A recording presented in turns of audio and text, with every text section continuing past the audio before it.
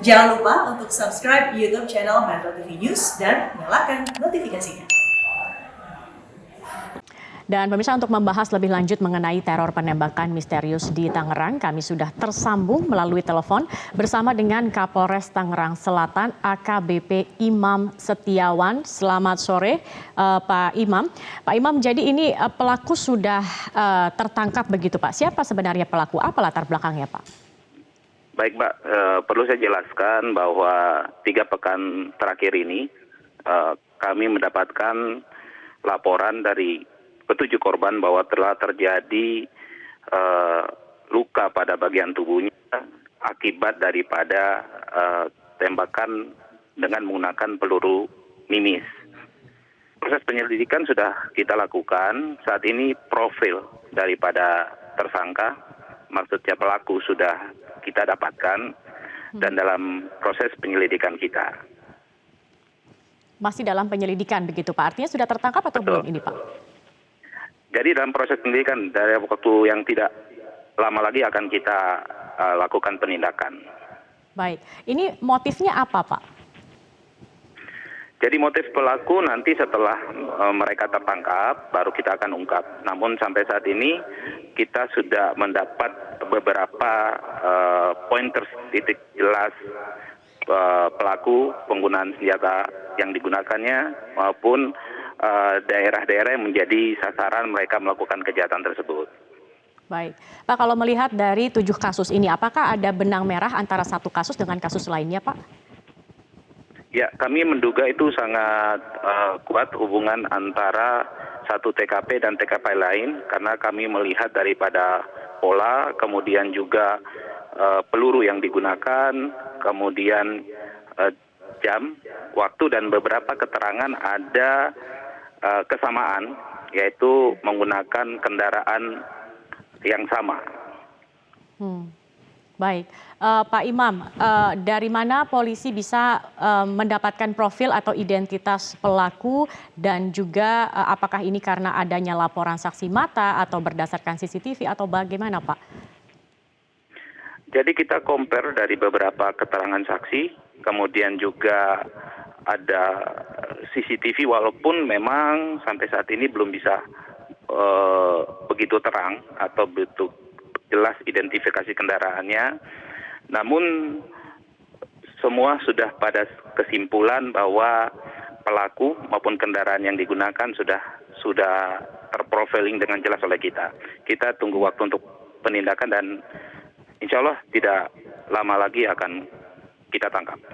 Baik, kalau melihat pelaku penembakan ini sendiri Pak, atau penembakan yang dilakukan, apakah memang pelaku ini seseorang yang memiliki kemampuan ahli menembak begitu Pak, atau bagaimana kalau melihat dari olah tempat kejadian perkara atau hasil penyelidikan sementara? Kalau sepanjang proses penyelidikan yang kita temukan itu menggunakan peluru mimis, itu bisa berasal dari airsoft gun. Artinya orang tidak perlu memiliki keahlian khusus penggunaan senjata ya. Karena kita bisa lihat siapa saja bisa menggunakan senjata airsoft gun tersebut. Baik, Pak, kemungkinan ini pelakunya apakah dilakukan seorang diri atau memang ada kelompok atau lebih dari satu orang Pak? Kita duga lebih daripada 2 orang ya. Kita duga lebih daripada 2 orang. Betul. Dalam satu kelompok yang sama dalam setiap aktivitasnya. Bagaimana bisa terdeteksi bahwa ini lebih dari satu orang Pak? Dalam proses penyelidikan yang tidak bisa saya ungkapkan secara jelas bagaimana pola dan cara kita lakukan penyelidikan ini. Yang jelas saya optimis dalam waktu yang tidak begitu lama tersangka akan kita tangkap. Baik, dan untuk menjaga keamanan saat ini khususnya di wilayah Tangerang Selatan Pak, apa yang kemudian dilakukan oleh pihak kepolisian? Apakah ada peningkatan patroli atau ada hal lain yang dilakukan Pak? Baik, kegiatan patroli itu menjadi sebuah rutinitas maupun kegiatan-kegiatan lain yang intinya bagaimana upaya yang optimal dari Polres Tangerang Selatan memberi kenyamanan terhadap warga Tangerang Selatan. Dan setiap malam minggu kita juga menggelar kegiatan razia patroli-patroli titik keramaian, titik rawan kejahatan. Dan alhamdulillah akhir pekan ini tidak ada kejadian apapun. Baik, berarti untuk lokasi ini Pak, ketika pelaku melakukan aksinya begitu Pak, ini memang dipilih secara random atau secara acak, atau mereka memang sudah mengetahui lokasi, sangat mengenal begitu lokasi penembakannya, kemudian ketika menembak ini ia melakukannya dari mana Pak? Apakah dari gedung atau di pinggir jalan atau seperti apa Pak Imam? Baik, jadi yang digunakan adalah jalan raya pada rute tertentu.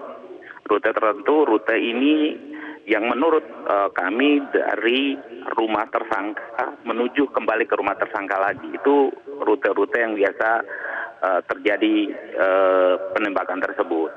Kemudian diduga bahwa pelaku bersamaan dengan korban, artinya membuntuti korban. Baik membuntuti atau bersamaan. Sehingga kemudian dengan mudah tersangka melakukan penembakan tersebut.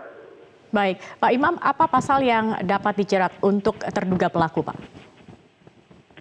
Jadi saat ini kita bisa menggunakan pasal penganiayaan maupun undang-undang darurat, karena kami yakin bahwa tersangka memiliki senjata yang tidak ada izinnya.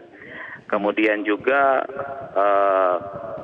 kita sedang mendalami apakah kemudian perbuatan ini memberikan efek yang memberi ketakutan kepada masyarakat, maka akan ada penambahan pasal-pasal yang lain lagi. Baik, terima kasih Kapolres Tangerang Selatan AKBP Imam Setiawan sudah bergabung bersama kami di Metro hari ini.